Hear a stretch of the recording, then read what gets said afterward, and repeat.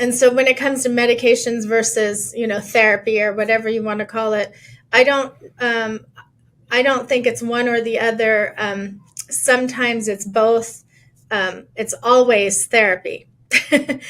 And sometimes what I tell my patients is sometimes you need a little boost to get you to participate in the healing that needs to happen. In other words, if you're in the depths of depression, if I give you a little extra serotonin for a while, you're going to be more motivated to actually make the changes that need to happen. Now, some people have genetically not enough serotonin or dopamine or norepinephrine, and they need that, and they'll need that forever, depending on what's going on physiologically.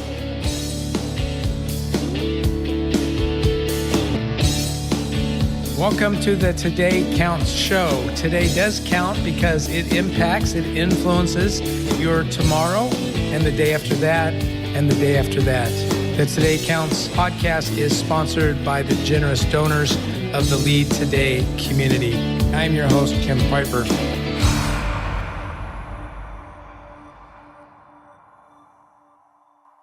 Welcome everyone back to the Today Counts show. I have with me today Micah Finney. Robin is my sister. She's my younger sister. She is, and I don't have any problems saying this out loud, she is one of the heroes in my life. We may or may not touch on some of those things today, but Robin is a psychiatric nurse practitioner. I had to really concentrate in saying that right. I think I said it right. She is also the owner, along with her husband Micah, of Compass Rose Psychiatry. And she is on the show today to talk with us about mental health, to educate us regarding mental health. Robin, what I first of all want to say is thank you and welcome to the Today Count show. Thank you.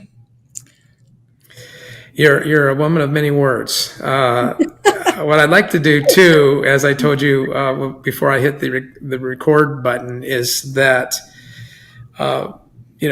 mental health is a buzzword, a buzz phrase, and I say buzz only because you hear it often. You hear it in the media, you hear it in school systems, you even hear it in the local cocktail party. You hear the term mental health used a lot. I think the first time I was ever exposed to it is when you and I lived in San Bernardino. You're probably too young to remember this, but somebody escaped from I forget what the name of that organization was, but there was a ward not too far from our home, and this particular person was considered, kind of dangerous, and they actually found this person next door to us inside the house. So it was kind of a scary thing. And obviously, even by making that introduction, I may have branded this incorrectly and not in a good light. But let's get back to what I said earlier. Is I didn't hear about it a lot. I would say even in most of my years in ministry, but certainly over these last 5 years, my family has lived through a lot of the shootings on one side of the scale in Colorado. But as human beings, just in our day-to-day lives, we struggle with feeling down. Sometimes we're with friends who seem to be like Superman, and then they fall off the cliff. I've had, experiences in that way. And the last thing I want to be is irreverent to the issue. I recognize that it's an issue. We have a lot of people coming back from war, and not just war, but, servicing as officers. I know that I was once a police chaplain in the Chino, California area. And though I didn't have the term in my pocket at that time, I know that many of the police officers that I went on rides with, that I was there to support and help, it was pretty obvious, that there was some PTSD that they were struggling with. even though I didn't know that term.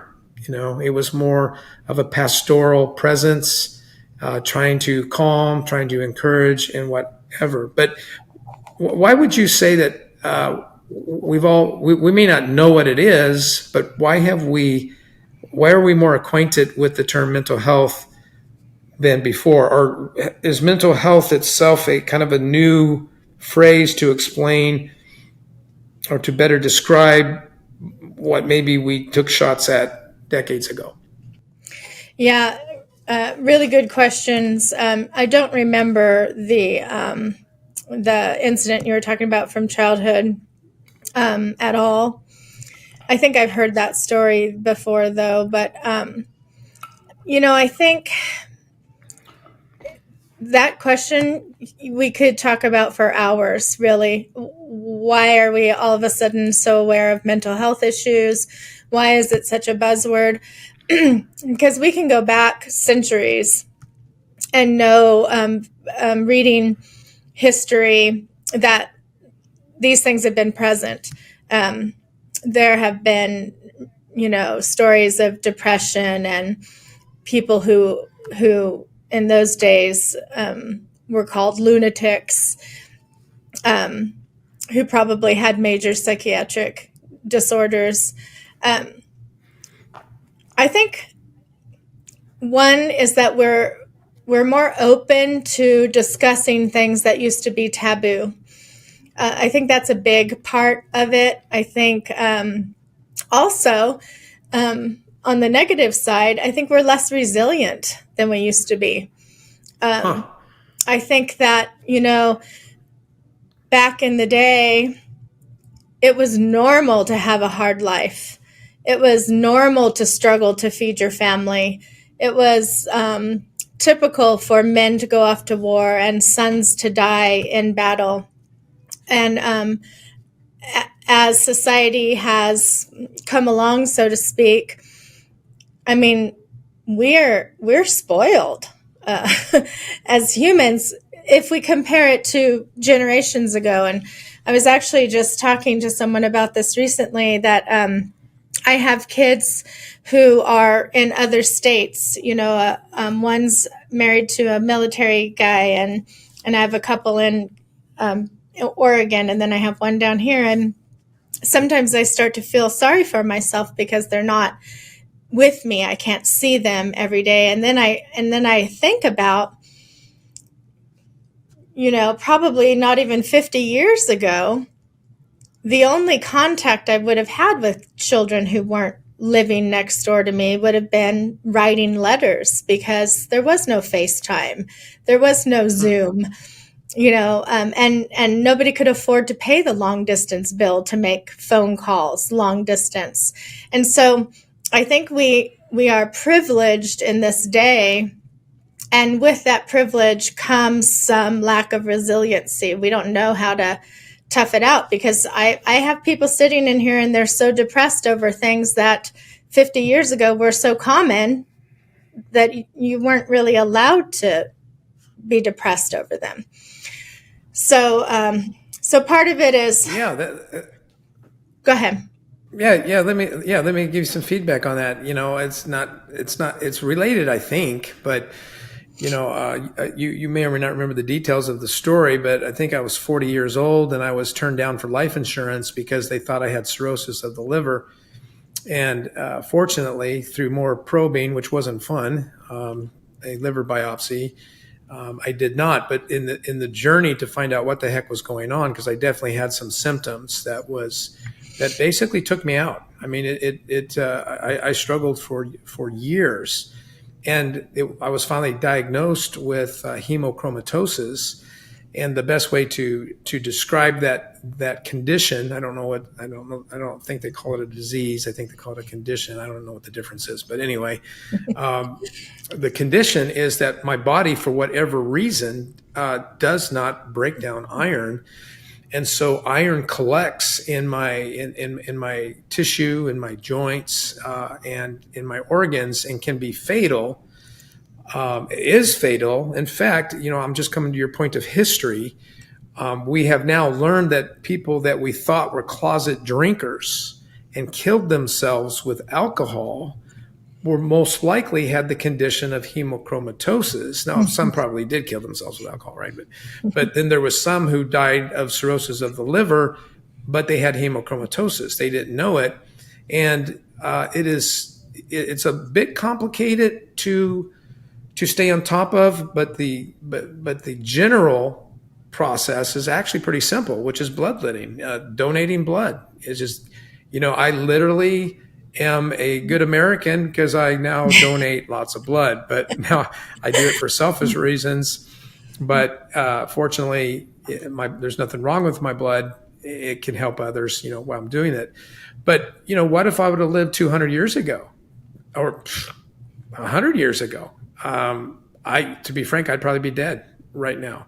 Exactly. So we do learn, right? We do learn things. And I think as we learn things, that makes us more open. But to your point of resiliency, wow, that I didn't even think about that. That is so true. I mean, I do a lot of flying around the country, and I'm kind of becoming a flying snob because I'm going, okay, how many of my miles can get me to first class? Because otherwise I got to suffer, And when does that stop, right? I mean, we become spoiled in so many different ways. So I didn't mean to cut you off, but first of all, that was like mind blowing what you just said. We're less resilient.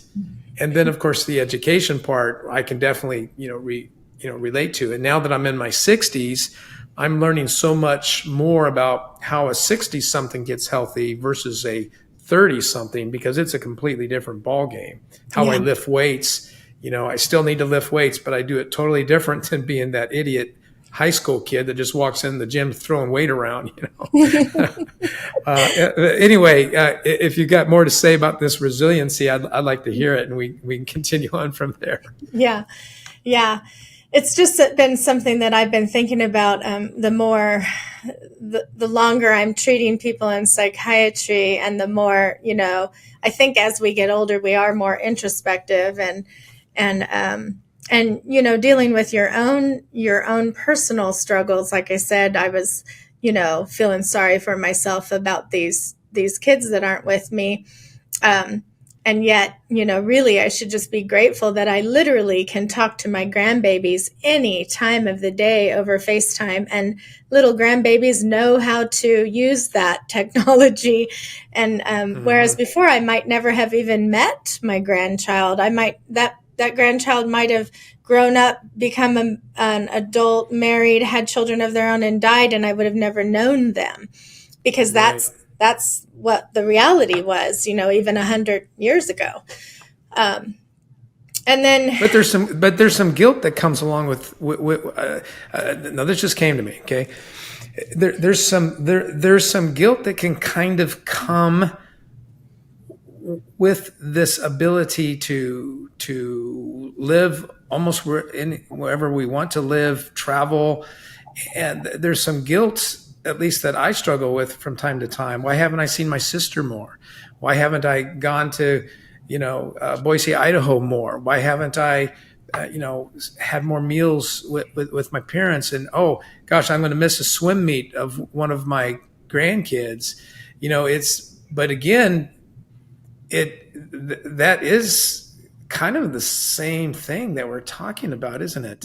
If you think about it, just looking at it from another place. A lot of my little league games happened when my dad, during dad's working hours.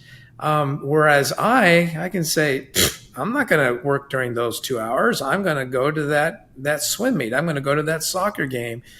And so it's like we expect to be able to do that. Yeah, exactly. We're really getting into something thick here. Yeah, it actually, it is something, and I think social media has contributed to this issue quite a bit.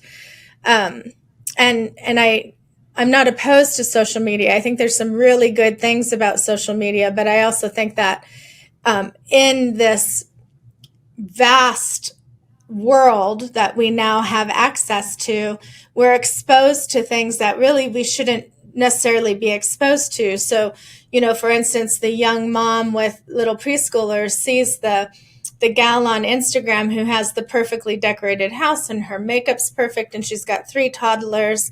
And, we're just going to call BS on that because we know what the camera is seeing. And behind her, there's like an earthquake of laundry on the couch she hasn't touched. The reality of what's really happening is not seen. And even if you know that subconsciously, what comes into our eyes affects our spirit, and that's biblical. And it's practical.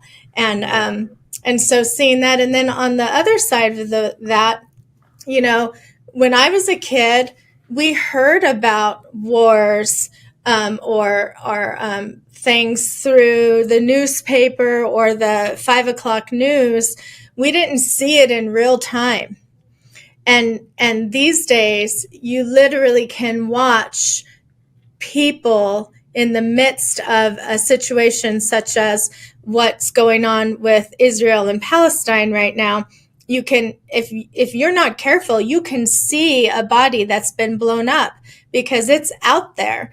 And is that something we really want to be exposed to or should be exposed to? There's enough trouble in our little square of house to deal with, let alone taking on the world's issues every day. And it's not even every day. It's like every 30 minutes of the day. And so I did not anticipate you taking this conversation to this point, and you have just opened up my brain. The other thing that you have just said that released more, aha, is another symptom, another result of this lack of resiliency is how easily offended we are as people. Yes. Which is the exact opposite of one of the fractional definitions of love in 1 Corinthians 13, where it says love is not easily offended. Mm-hmm. And yet we as a society seem to be more easily offended on a daily basis where something offends, and the need and the need to say it, the need to say I was offended. I think in that same chapter it says love overlooks offense. Mm-hmm.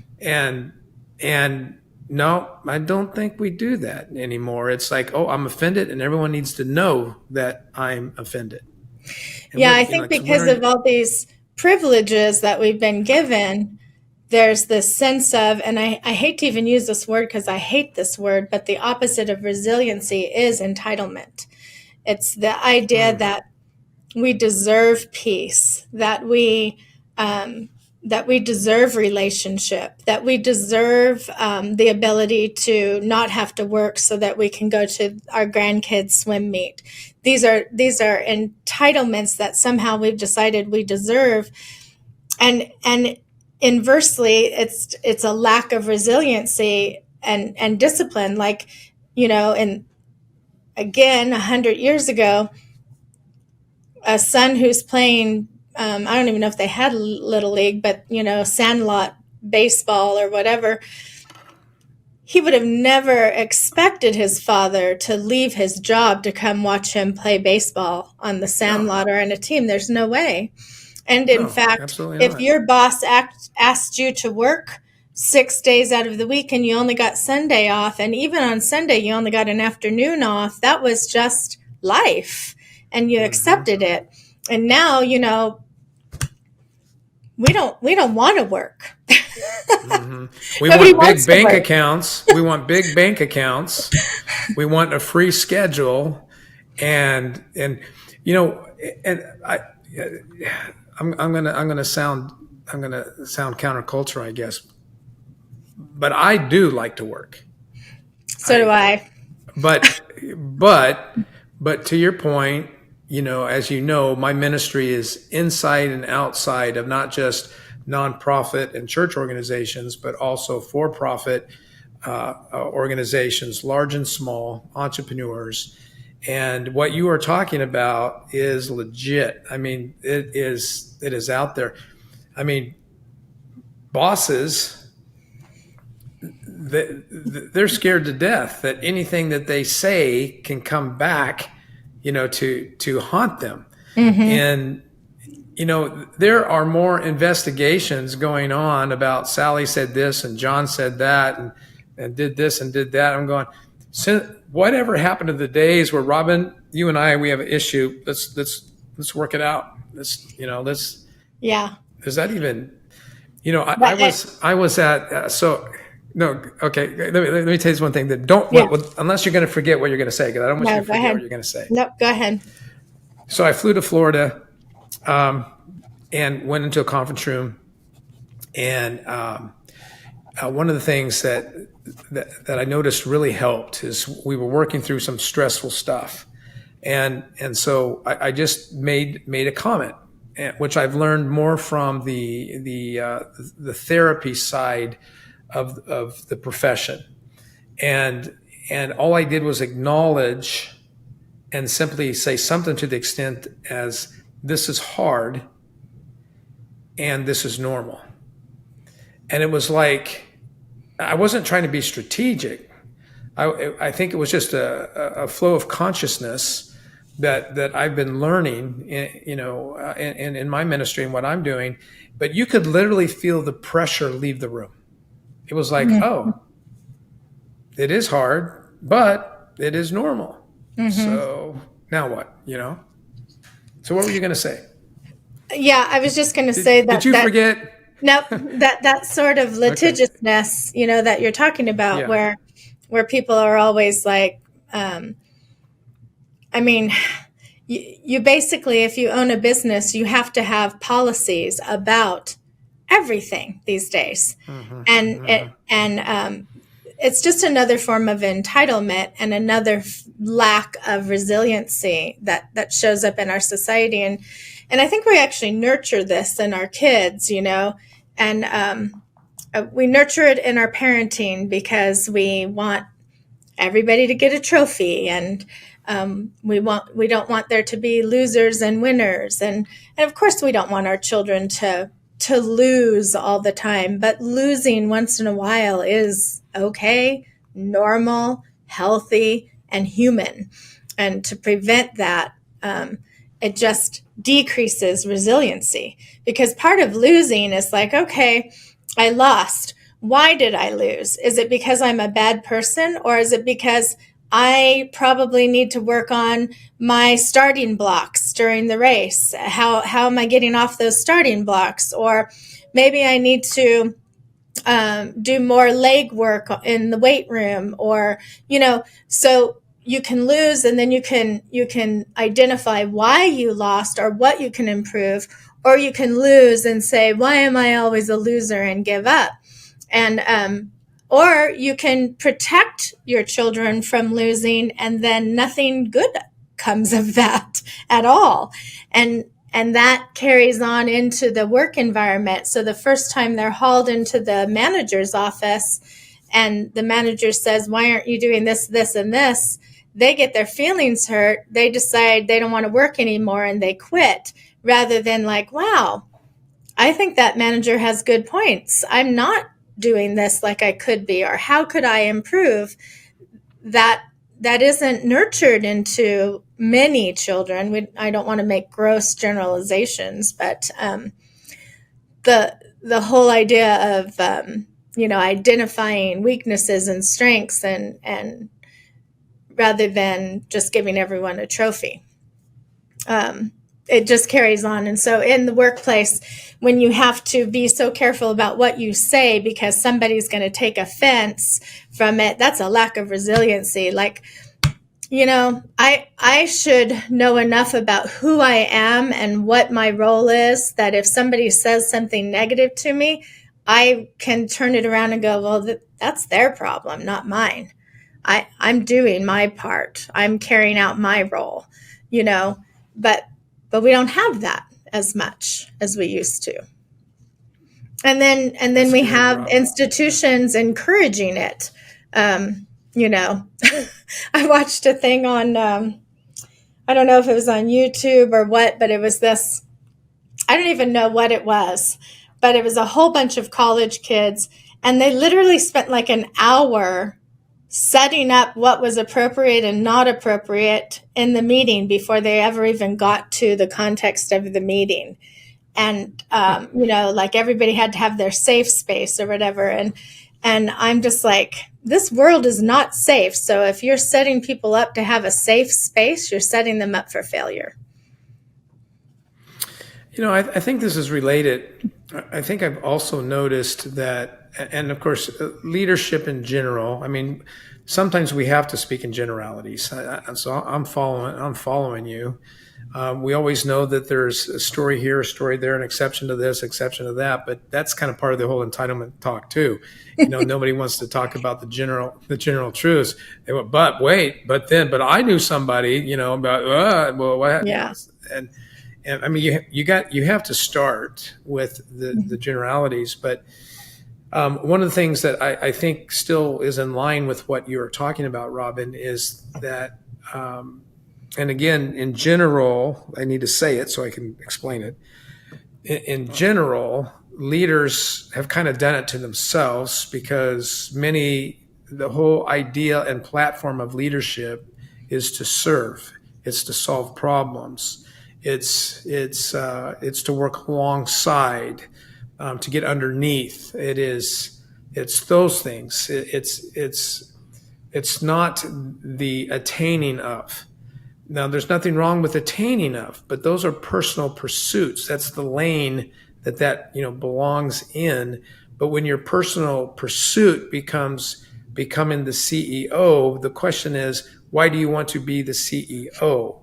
Is it because you believe you have the faculties to serve, to help solve the problem, to help us get to the next place, or is it because of the bags of money that typically come along with successful people? And what I wanted to say though also, I know leaders, you're listening to this and you're going, Jim, why are you in my face? Well, I'm in my face too. I have to ask the question, why am I doing what I'm doing, and what is my motive? I think that is good for all of you to ask yourself. Now, there's a lot of crummy people in roles of leadership. And those of you that are offended right now because you're a leader and I think I'm coming after you, I'm not. I'm saying you know what I know. There are some crummy folks in leadership. Now, that's a fact, but let's set that aside. Now let me come to the aid of leaders. Let me come to defend leadership. I also believe that where you've led us, Robin, in this conversation is that it seems like every leader who gets in a position of authority, no matter how small or how large, there's the culture seems to want to take that leader down. And I go to scripture on this. That is probably why Paul basically said, would you people stop complaining? Would you people just shut your mouth? Would you try to get in line here and try to help? And then, of course, it's not worded that way, but then he says, do not accept an accusation against an elder unless you have at least 2 or 3 eyewitnesses, not hearsay witnesses, but eyewitnesses to that. And I'll tell you, I work with a lot of leaders who are actually thinking about throwing in the towel and doing some sort of entrepreneurial, consumer-driven type of thing where they can, control their risk and look at their margins I mean, let's just talk. I'm going to make pots. I'm going to become a potter. And there's nothing wrong with that. Of course, that's a wonderful thing. But there are a lot of people backing out of leadership because leading this kind of culture, you just get shot up, and leadership is difficult enough. It is hard. Leadership is hard. It is not pretty. It's difficult. So I think that's another symptom of this culture that you're bringing up. Now, we're kind of belly aching here. So why don't we turn the tables a minute and get a little bit more practical about what we can do about it? Let me start with this question. So, where do meds, in your opinion, honestly and authentically move people towards health versus developing new skill sets? And let's just use the word, because I think it's the best word, because that's what we're trying to do, is build resiliency. Mm-hmm. What is the balance here? I mean, is it sometimes just one and other, or is it sometimes both? How do you see this? I mean, you work with how many people a week? I have no idea. In a typical week, probably about 40 people a week or so. That's crazy. How are you able to be resilient through that?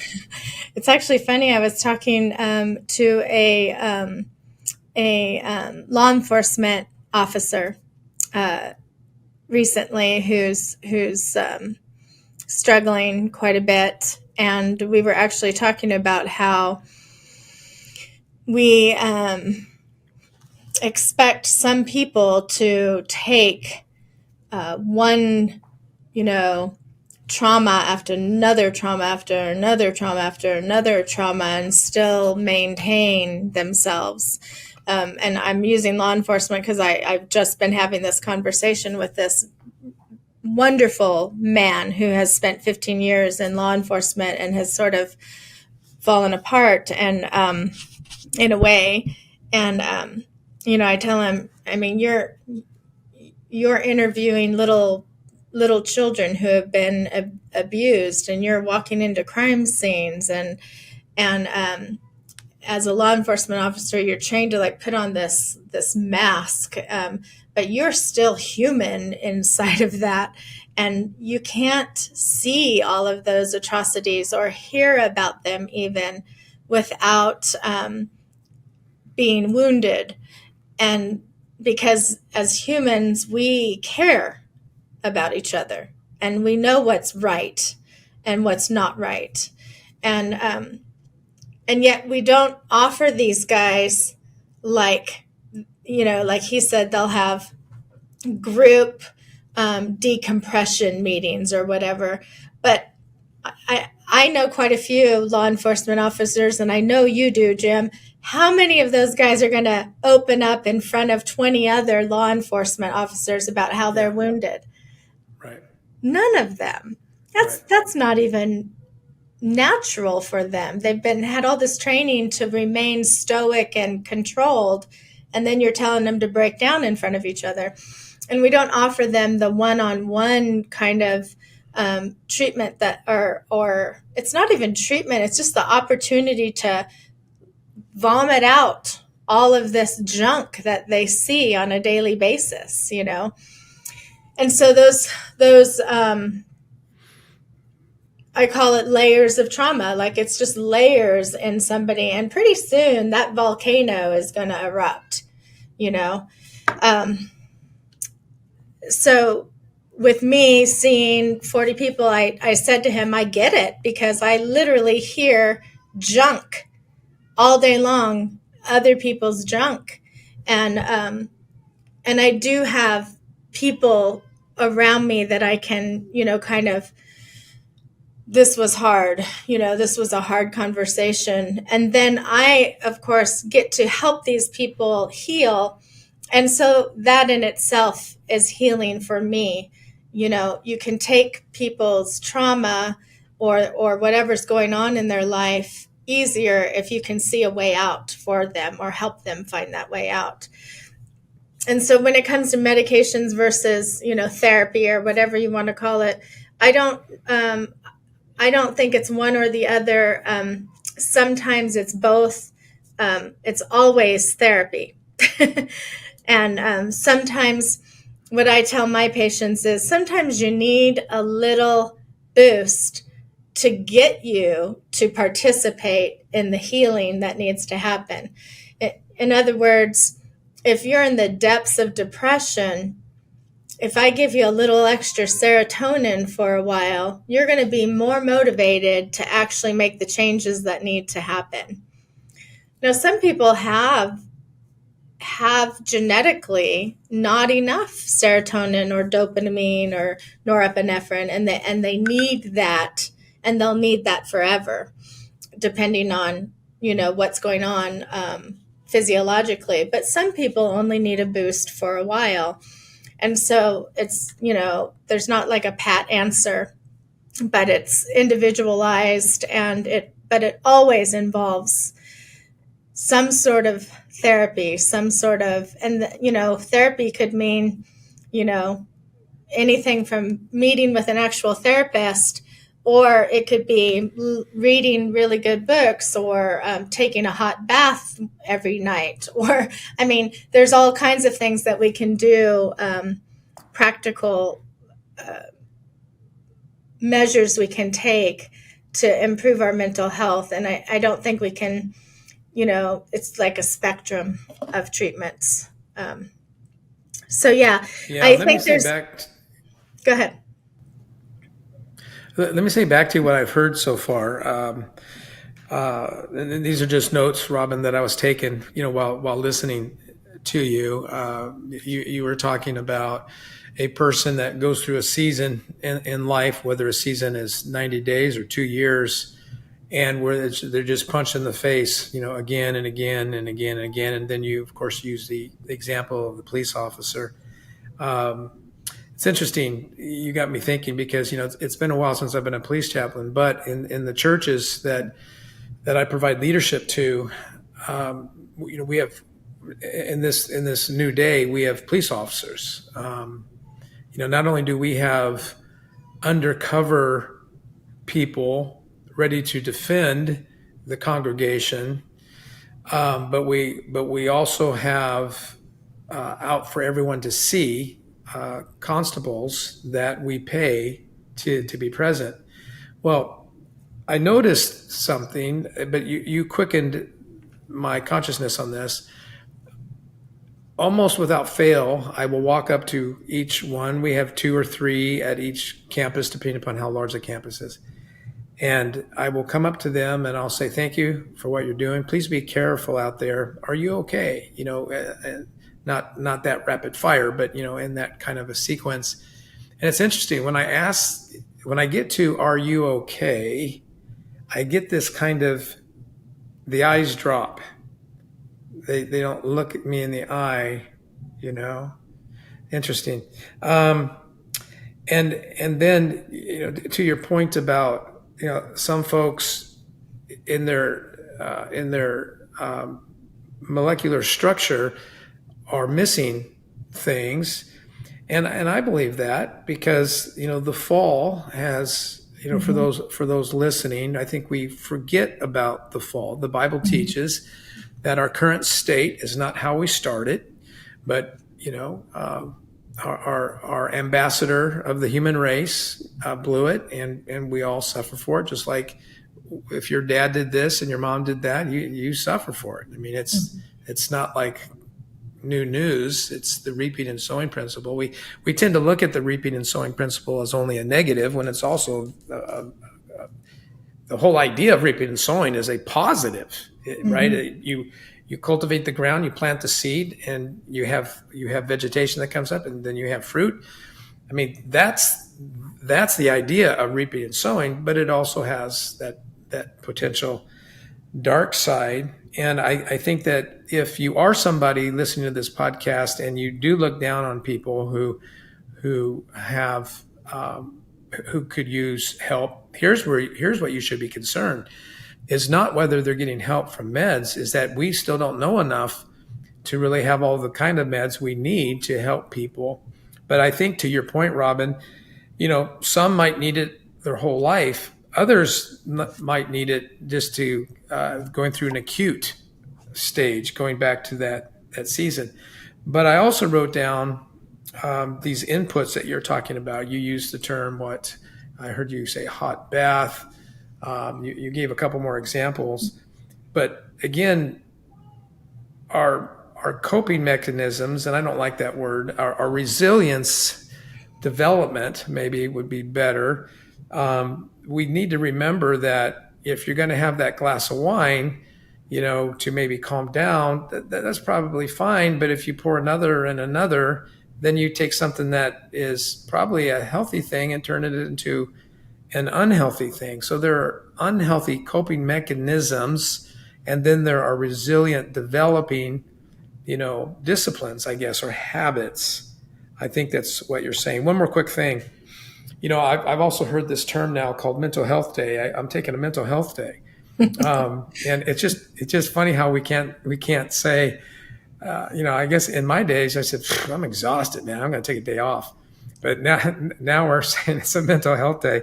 It's kind of like when you throw the word COVID around, when you throw the word COVID around, everybody goes, okay, yeah, whatever you want, and now it's like we're even becoming more resilient by using the phrase. Yes. Or less resilient by using the phrase, back off, I'm having a mental health moment. Yeah. Yeah. But I want to direct this one to you and then let you keep teaching, because that's what you're doing today. You're doing an amazing job. I've already got 2 pages of notes. When I was at the bank as a young man, you and I were raised in the same home. And so we know that our home wasn't perfect, but it was darn stinking close to what a Christian family, would look like. And I think I heard my dad say a bad word twice, when I was, and it was the same word, and cowboys use it all the time. But it's shocking when you heard it, though. It is. It is. And, Dad was working his tail off, going to night school, coaching, or building a boys brigade, program, trying to do the work around the house. And of course, we don't have to even talk about Mom. She was a tireless moralist and worker and mother and wife and all of that. But I think when I first realized, I probably took my family for granted. And again, we weren't perfect by no means. No one should hear that. But we were resilient, I think. When I look back at it, but I don't think we knew it because I think it was normal. Just, stuff was normal. But what I wanted to say is I didn't really realize what the childhood did for me. I mean, do I have childhood wounds? Of course I do. Less of them come from the house, though. More come from outside the house. Some come from the house, but, I didn't realize the differentiation, that everyone didn't get the same upbringing as I did until I became an executive at the bank. And the stuff that people were carrying around, I mean, I carry around baggage to this day, but they're like overnight bags. They're not like what some folks where they need, what do you call those bellhops? They need like a crew of bellhops, to carry their baggage around. And a lot of it's legitimate baggage, right? And what I was going to say is that's when as a Christian, when I realized that my job was also a ministry. Mm-hmm. And when I realized it was a ministry, that set the course. Even though I was real young, immature, needing to grow in so many ways, hurting, making mistakes. I had plenty of them by then. But the point is that set the course for the rest of my life. That in a weird way, life is a ministry. It's participating with Christ to continue to bring redemption into my own life, but also into the lives that I touch. And I guess where I wanted to direct this back to you, you must see your profession as a ministry. How do you not? Yeah, I absolutely do. As you know, I entered the profession of nursing midlife. My plan was to always be a stay-at-home mom and support my family in that role. But God had a different plan for me, and I have to believe it was his plan, or at least his evolution of a plan in my life because of things that happened in my life. And so, Dad, he always wanted me to be a missionary doctor.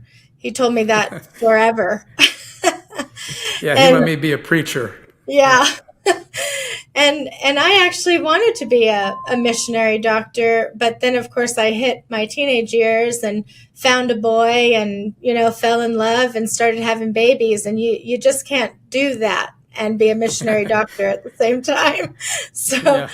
so my, I spoke to a young man today on Zoom who was in Liberia oh man. at the time, and his wife was with them. They have a little one. I think he told me like 2, and then she's got another one, on the way. But they're making plans to come back to Austin to give birth, and then they're going to start a different kind of work in Austin. But Yeah. yeah. Yeah. The mission field's a different gig. Yeah. Yeah. Yeah, and I'm sure there are some families who are called to that totally and together, and it works. But it's just not the path my life took. And then when I needed to make a living and support myself and my children, it was just really natural for me to go into nursing, which is what I chose.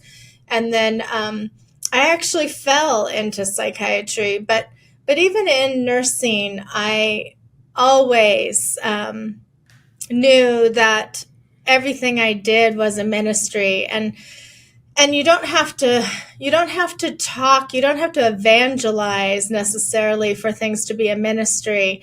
When I fell into psychiatry, the reason I say I fell into it is because I had wanted to teach nursing, and I did teach nursing for about 8 years, but I didn't feel at home in the academic environment. I think it's pretty hard for a Christian to feel at home in the academic environment anymore. But I definitely did not feel at home there. And so I thought I'd become a nurse practitioner. But I landed in psychiatry because when I was teaching nursing, I was asked to teach psychiatric nursing. And I'm reading about it, and I realized, geez, I don't know anything about this. I know very little. I mean, I had been a nurse for a long time, and I had many interactions with the mentally ill in that role, but I didn't really know the physiology of the major psychiatric diseases. I didn't know the medications. I didn't know the de-escalation techniques or the therapy. And so I actually asked to pick up a few shifts on the psychiatric unit in Coos Bay there, and just fell in love with the patients that we were treating there. Never would have pictured myself saying that I love schizophrenics, but I am telling you right now, they are my favorite patient because they don't ask for that disease. And it is life-altering and awful. It is a terrible diagnosis. So anyways, though... Is there can I ask you a question about that? Sure. Is there a typical pattern of when that typically reveals itself in a person? Or Yes. is it all over the board? No. Schizophrenia in males can appear as early as... I'm sure everybody has a different idea, but 13-ish, all the way to 23 or so, in that young adulthood range. And in women a little bit older, like maybe up to 29 or 30, a woman can be diagnosed with schizophrenia. You're never diagnosed with schizophrenia after that.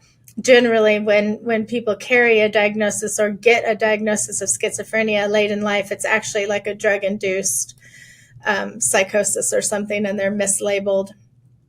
But what I was saying is that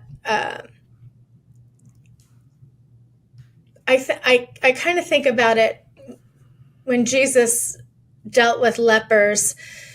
Nobody wanted to be near or around a leper. They didn't understand leprosy. They knew it was a really horrible diagnosis to have. They didn't understand where it came from, and in the day it couldn't be treated. And so, Christians didn't have anything to do with, well, the Jews of the day didn't have anything to do with lepers. And I feel that way about mental health, that many, and again, I don't want to overgeneralize, but many believers these days want to put up a 3-foot barrier between them and anything that looks like mental health. And I feel like it's almost a calling on my life to embrace those people and to help other people understand more about it so that they can be more gracious towards these folks. And just, I'll have a schizophrenic patient, just saying vile things to me. But I can respond in love, and I know that my spirit speaks to their spirit somewhere in there. And then in my practice here, where I don't do as much in that realm, because schizophrenics are difficult to treat. Here I'm dealing with the bipolar patient sometimes, but just a lot of depression and anxiety and things like that. I'm able to show them compassion, acknowledge the suffering that they're in, whether it's real or perceived. And then I call myself less of a therapist and much more of a coach, where I'm able to move them towards a healing journey, whatever that looks like in their life. And I hate to sound so woo-woo, because I don't do that.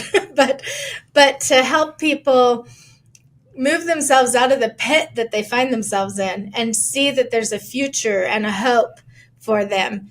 And I don't have to ever say the word Jesus, though. If you walk into my office, you'll see it. I don't ever have to say it. Yeah. I can relate it in my compassion towards people. And that's what I do. That's what I try to do. Yeah, I think you're right about, how to be effective in your ministry. You know about schizophrenia. I do not. But there's a concern that you have, not only for them, but for how culture reacts to them. But you know very well that we tend not to do well with anything that we don't understand, because it creates a sense of fear and insecurity in us. It threatens our self-preservation ideas. One thing that I always try to help people who have not yet formed a biblical worldview, they're God-fearers, maybe, if I could use that term. I run into a lot of men and women in corporate America, and now we're in we're beyond the first generation of Americans who haven't really even heard the gospel. They've heard it in sitcoms and little jabs about it here and there. They've heard it from the media when somebody that supposedly represents the brand does something stupid. They've heard that. But one of the things that I'm learning is that we're probably well into the third generation that someone has come from that has not heard an honest presentation of the gospel. And the gospel, of course, is, in how you and I know it, is a short presentation for Genesis through Revelation in Scripture. But from a biblical, worldview, we it's such an exciting opportunity to to understand that though God is redeeming us, He is also inviting us to be part of the process in helping others. And I've noticed that my spiritual conversations that I do get to have, that rarely is it once or twice, but if you do look me up on LinkedIn, it's kind of hard to hide, right? It's just there, and I'm glad it is. I've had people that I meet with, and when they're assigned, usually when I enter their life, there's a problem, right? And not all the time, but usually it is. So if you haven't reached out to me, you've probably been forced to do so, if you follow what I'm saying. Mm-hmm. So when you're being forced to do so, you're definitely, out of insecurity, you're going to research, that person. And then there I am, right? I'm just exposed. But I'm real surprised. At first I was surprised, but I'm really not anymore. People, I'm going to come back to your academia comment. Most people are open to just an honest conversation about things, because I do believe, and I'm bringing this back down to academia, where academia has lost itself, is they have forgotten the basic premise of research, which is curiosity. And today it is a religion, and there's all kinds of different religions, and there's deductions that they're making. Even Darwin himself did not make the deduction that many would say is Darwinism. And that's why they have to add the isms, because he did not reach many of those conclusions that people say that he has, and those in academia should be ashamed of themselves to not differentiate the two, and the ego, the pride, the what's the word? There's another word I'm looking for, when you elevate yourself above the elitism, that, and so in my mind, I have no interest in that. I want my kids and my grandkids to be well educated, but I think we have to be discriminatory in how we do that. And the purpose of this podcast is constant education, whether it be in leadership, whether it be in the biblical worldview, whether it be in daily living and relationships, those kinds of things.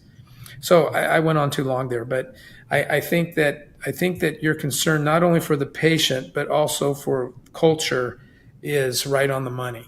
And how you develop that, I'm not sure, but this podcast helps in some ways, I would think, right? Helping people to say, I mean, is there a percentage of the population that research shows are schizophrenic? It's a pretty small percentage. I don't know the actual number, but it's a pretty small percentage. I would say it's still a pretty... What about bipolar? That's a little bit bigger than schizophrenia in percentage, but still a small number of people. Again, bipolar is often misdiagnosed also when somebody has a lot of trauma, especially in childhood. There's back in your college days when you were studying the psychology of development, because everybody has to go through that class. Right. Yeah, I still have my textbook right behind me. Yeah. When that development is interrupted because of trauma, there's normal resiliency levels are, I'm not using the correct word, but anyways, a child will normally be able to learn how to regulate emotions. They'll normally be able to learn how to problem solve, and all of these developmental tasks, so to speak, should happen in a normal manner. But when you are interacting with some significant traumas, sometimes that development is halted or delayed or slowed or interrupted. And in adulthood, usually in adolescent years through young adulthood, these things show up in behavioral problems, inability to regulate emotion, anger, just outbursts, bad choices, all kinds of things. And so those people will sometimes be labeled as bipolar because they're kind of erratic, but true bipolar is much different than this disorder of development, which we call now personality disorders.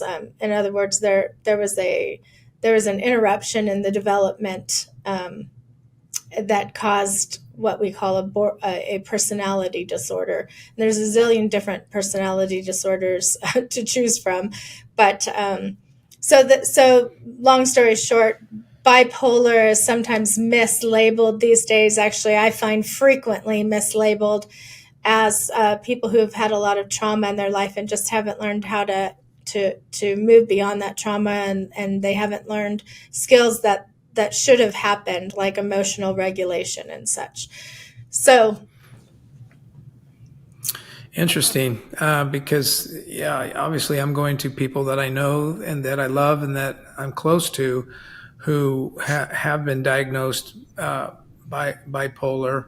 In both cases, I knew them, and there was no discussion of that condition or whatever it's technically called. And then one day, out of nowhere, there was the event. Looking back, I could rewind and see indicators that were moving to that. And now, after your comments, I also know that in the cases that I'm thinking about, there were. I'm aware of historical things that happened in their childhood. That inner child thing, that's a real deal, isn't it? I mean, it is. It really is. It's like, one of the things I say to my friends and I say to my clients, and I've kind of stolen it from psychology, I guess, but I kind of believe it now. I say, was it going to take to grow up that inner child, right? Because I think that particular inner child in this situation seems to be like 8 or 13 or, and obviously I'm a dangerous man with a psychology gun when I don't know what I'm talking about, but I can sure see it, right? I can sure see it. And I'm going, this has something to do with childhood. For me, and everybody knows this who listens to me and reads my writing, is that I do not discount the effect it had on me. I kind of call it God's little joke. He makes me, I would say, a high-level athlete, but put me in a little box, Mm-hmm. and sooner or later, physics, doesn't cooperate, with those kinds of things. But I want to end this podcast with something practical, and I'm going to put you on the spot, but even if you just brainstorm with me, I think it'll be helpful. So I'm going to segue this way. In sports, what I didn't know that I'd be doing is I actually get involved in coaching high-level athletes from time to time, not for long periods of time, but, trying to get them to the next level over a hump. And we use the term mental toughness. Isn't that interesting? Mm-hmm. And I have played golf with people who are mentally tough, and I have played golf with people who are mentally soft. And here's what I mean by that. For those of you who don't play golf, is that you're having a bad hole, and the mentally soft person just kind of, just says, "Oh, give me a 10," and walks off to the next, the next tee box.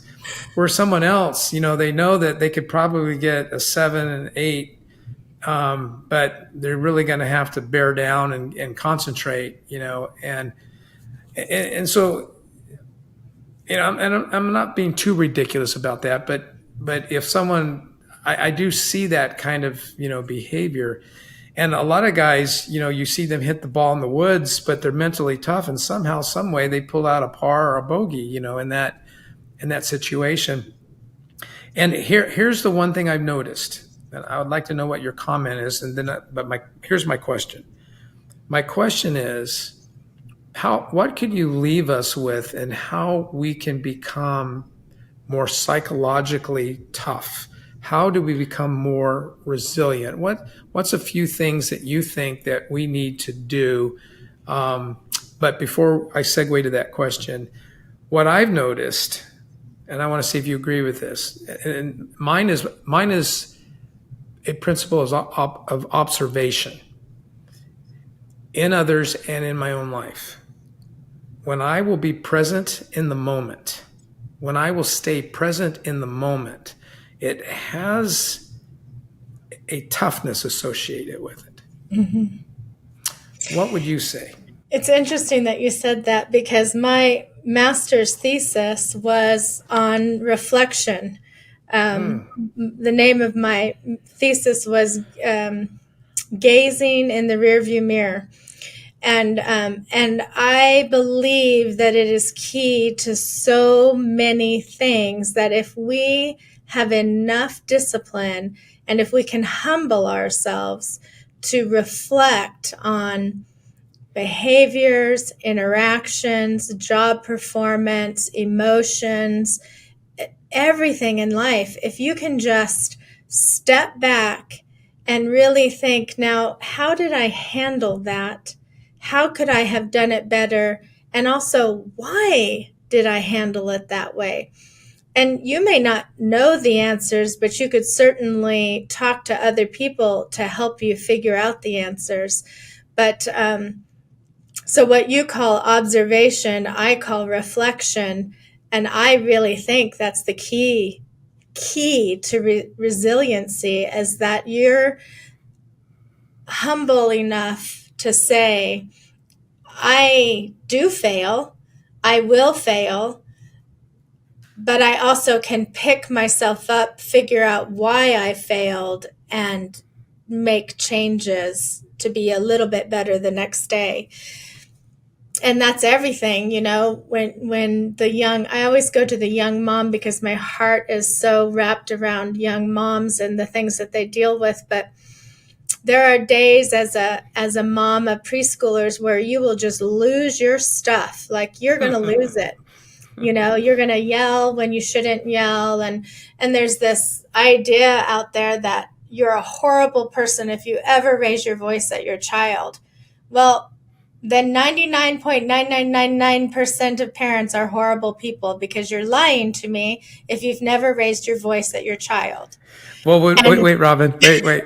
When we see somebody do that in public, we all look at them like they're crazy because it looks so bad. But if we would just reflect and go, oh, that's what it looks like? Wow. Yeah. I look like that, right? Yeah, exactly. But of course we don't want to scream at our children. Of course we know that's not the way that God would want us to raise our children, and yet we're fallen, sinful people. And however, if the mom would reflect on that and take a moment and say, what led up to that, she might find that one of 20 things led up to it. One, she asked that same child to pick up their dirty underwear 5 different times, rather than the first time walking him to that underwear and telling him, pick it up, and not leaving until he does. Yeah. Accountability. So it's that volcano. You've asked and you've asked and you've asked and you've asked, and finally the straw breaks the camel's back and you're screaming at your child. And I mean, that's everybody. I'm using the mom of preschoolers as an example, but in marriage, the same way. Like, you let things go, you let things go, you let things go. And then one day you wonder why you're getting a divorce. Well, maybe 10 years of letting things go, and not dealing with the elephant in the room or taking the action that needs to be taken. Same thing in the workplace, same exact kind of thing happens. So reflection in every aspect of our life, taking the time to really evaluate when things go well and when things don't go well, and then like noting it somewhere in the brain, and Robin, thank you so much for the time that you've given. Before we say goodbye, for now, I have an off-recording proposal that I want to make to you. Once we say goodbye, I'm not going to tell the audience yet, but all kinds of great takeaways. But the last thing we talked about, I wrote down 3 things, which was kind of a compilation of what both of us shared. If we're looking for greater resilience, and there's so much more we could talk about, but if we're looking for greater resilience, or as I speak to athletes, mental toughness, I think learning how to stay in the moment, be present in the moment versus walk away, quit, throw up your hands, or do that quick reset, I'll do better tomorrow. To your point, reflection. And you gave all kinds of examples. One of the things that I wrote down in parentheses after the word reflection is stepping outside of yourself, right? And considering your behaviors, not just your behaviors, but your feelings, asking yourself why, and trying to get to those 7 levels of, going deeper, truth.